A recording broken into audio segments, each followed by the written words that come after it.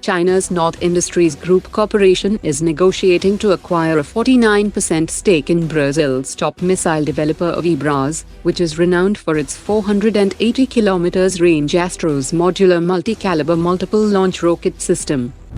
French firm Thales and India's Adani Defence have joined hands to collaborate on the manufacturing of Thales 70mm rockets in India.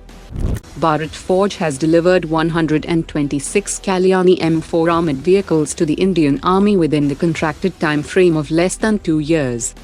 India's MKU Limited has partnered with Estonian firm Vegvisir to bring in mixed reality situational awareness system for an upcoming requirement of Indian Army's armored vehicles. Johnnette Technologies Private Limited has announced the successful delivery of its JF-2 stealth fixed-wing hand-launched drones to the Indian Army for border surveillance.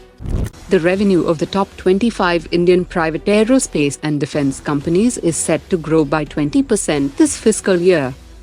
The Ministry of Defence has signed a contract with SpacePixxel Technologies Private Limited for the design and development of a miniaturized satellite capable of carrying multiple payloads up to 150 kilograms. Indian Navy's INS Trishul guided missile frigate is celebrating 21 years of glorious service to the nation.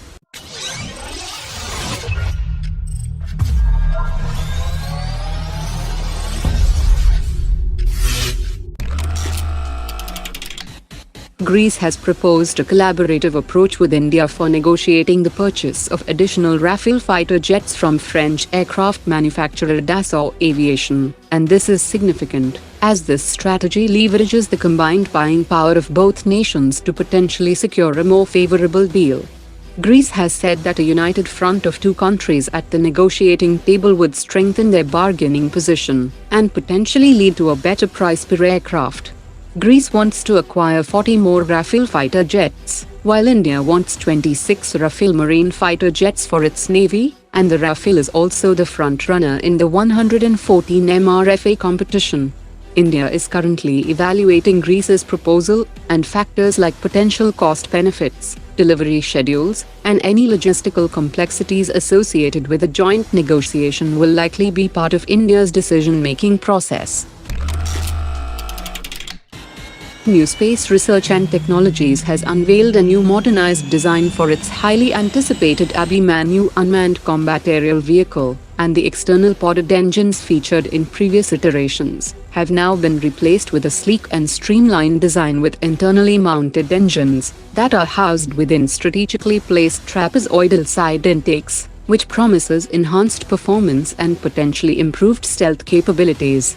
It will have 4 distinct configurations. That includes electronic warfare configuration, a kamikaze configuration, a decoy configuration, and an ISR configuration.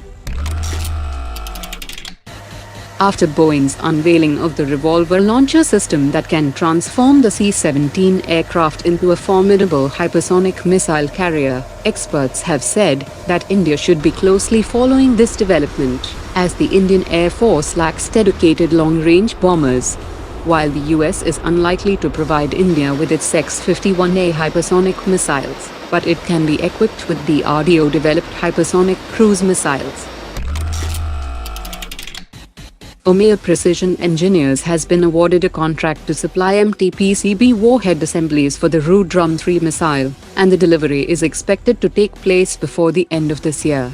The Rudram-3 air-to-surface missile will have a remarkable range of 550 kilometers and a peak terminal speed of Mach 5, and it is set to begin captive flight trials by early 2025. Today's top 3 comments.